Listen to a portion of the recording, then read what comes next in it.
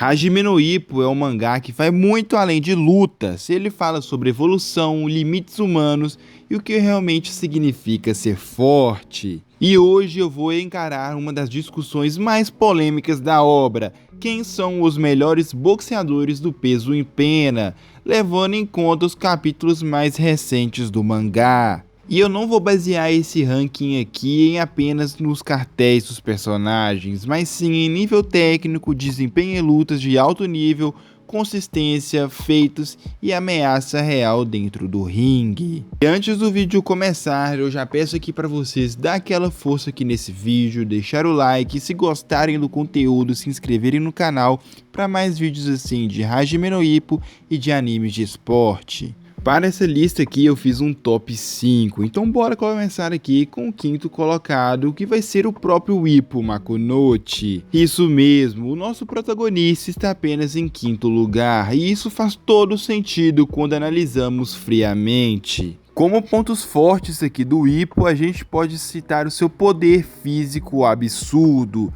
sua resistência fora do normal, a pressão constante que ele consegue emitir em seus adversários e sua técnica refinada nos capítulos atuais, até mesmo estando aposentado. O Ippo atual é muito mais inteligente do que ele era quando estava lutando. Ele entende ângulos, timing, leitura de oponentes, coisas que ele não dominava antes. E se a gente for falar de suas características físicas, aí sim ele vai se tornar um boxeador de muito mais alto nível. Sua resistência e sua força, que antes já eram absurdas, atualmente estão muito mais fortes. O Ippo é claramente um tanque de guerra ambulante. Na minha opinião, na categoria peso-pena não tem ninguém com um físico tão absurdo igual o do Ippo. Agora a gente também tem que falar de suas limitações, o que acaba prejudicando demais o Ippo como boxeador. E são elas a sua falta de experiência em lutas no mais alto nível mundial,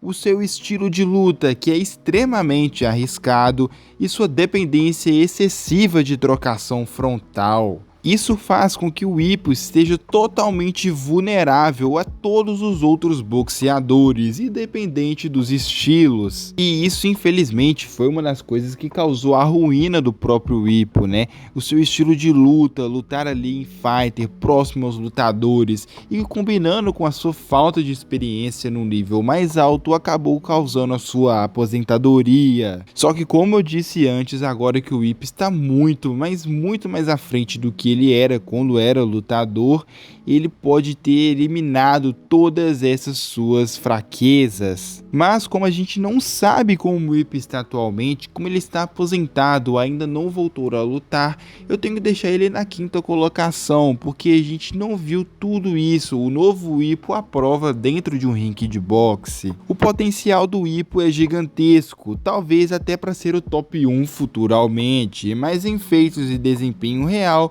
ele ainda fica atrás dos nomes acima. E em quarto lugar eu vou deixar o Alfredo Gonzalez. O Alfredo é sem dúvida um dos boxeadores mais subestimados do mangá. Ele que tem um boxe extremamente técnico, uma ótima leitura de luta, já conseguiu encurralar o Ricardo Martinez, algo raríssimo, e uma mistura perfeita de técnica e agressividade. O Alfredo é um lutador que parece ser comum, mas quando você analisa ele friamente, percebe o quão complexo ele é.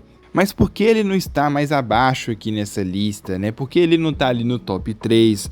Porque ele tem uma falta de consistência emocional, o que causa a quebra mental dele em momentos decisivos. E a gente pode perceber isso até mesmo na luta dele contra o Sendo, quando ele abandona o seu lado técnico e parte para o estilo Metsu dele, né, que é agressividade pura. O que faz que ele não consiga manter o seu auge contra monstros por muito tempo.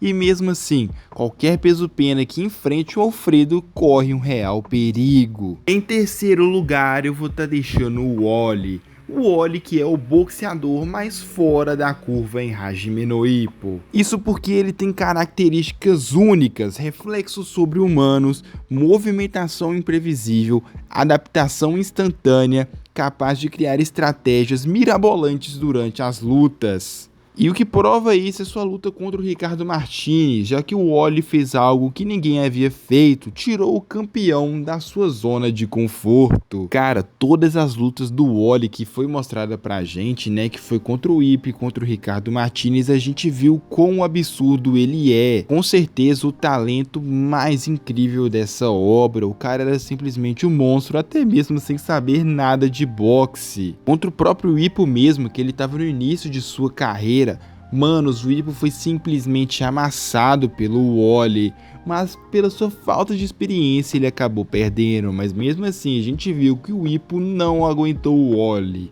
O seu maior problema ali no mundo do boxe é a falta de fundamentos clássicos, um estilo difícil de sustentar por muitos rounds e sua dependência extrema no seu talento natural. O Wally é simplesmente genial, só que ele não é perfeito, ainda assim no auge ele era o pesadelo para qualquer um. Agora no nosso top 2 aqui eu vou ter que deixar o Sendo Takeshi, ele que é o boxeador que mais se aproxima de Ricardo Martinez em termos de ameaça real. E como pontos fortes aqui do Sendo, a gente tem que citar a sua força destrutiva, o seu poder insano de simplesmente explodir os adversários. O Sendo, conhecido aí como Tigre de Naniwa ou Assassino de Mexicanos, já provou isso pra gente muitas vezes, que se um soco dele pegar no adversário, rapaz, não vai sobrar nada. Além disso, ele tem um instinto completamente assassino no ringue,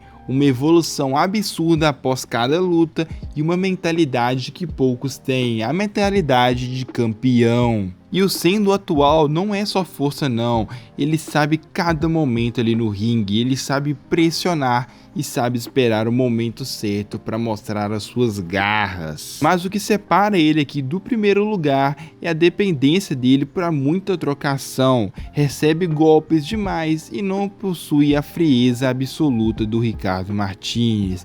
Mas mesmo assim, se alguém pode derrubar o Ricardo Martinez no peso pena, esse alguém é o Sendo Takeshi. Em primeiríssimo lugar, não tem como, não tem outro, tem que ser ele, o imbatível Ricardo Martinez. O Ricardo Martinez, que não é apenas o melhor boxeador do peso pena, ele é provavelmente o boxeador mais completo de Hajime no Ippo. E o porquê do Ricardo Martinez ser o top 1 absoluto? Além de sua técnica perfeita, ele tem um controle total de distância, uma frieza extrema, uma leitura impecável dos oponentes e, cara, ele nunca foi nem mesmo derrotado e sequer derrubado. O Ricardo Martinez se adapta a qualquer estilo, ele pune os adversários por erros mínimos, ele domina sem parecer que está se esforçando de verdade. Mesmo quando ele foi pressionado pelo Wally ou Alfredo, o Ricardo nunca perdeu o controle da luta. E no momento atual no mangá, não existe ninguém no peso pena que esteja no mesmo nível do Ricardo Martinez. Bom, e esse ranking mostra algo muito claro. O peso pena em Hajime no Ippo nunca esteve tão forte. O Ippo ainda tem espaço para crescer, o Sendo está no auge da brutalidade, o Wally é o caos puro, o Alfredo foi o mais próximo do impossível e o Ricardo é o padrão inalcançável. Mas a grande pergunta fica, e se o Ippo voltar? Onde ele vai conseguir chegar? Se você concorda ou discorda desse meu top 5, comentem aqui embaixo qual é o seu ranking. Deixa o like se curtiu esse tipo de análise e se inscreve no canal para ter mais conteúdos de Hajime no Ippo. É isso, rapaziada. Estou indo nessa, fiquem com Deus e até mais.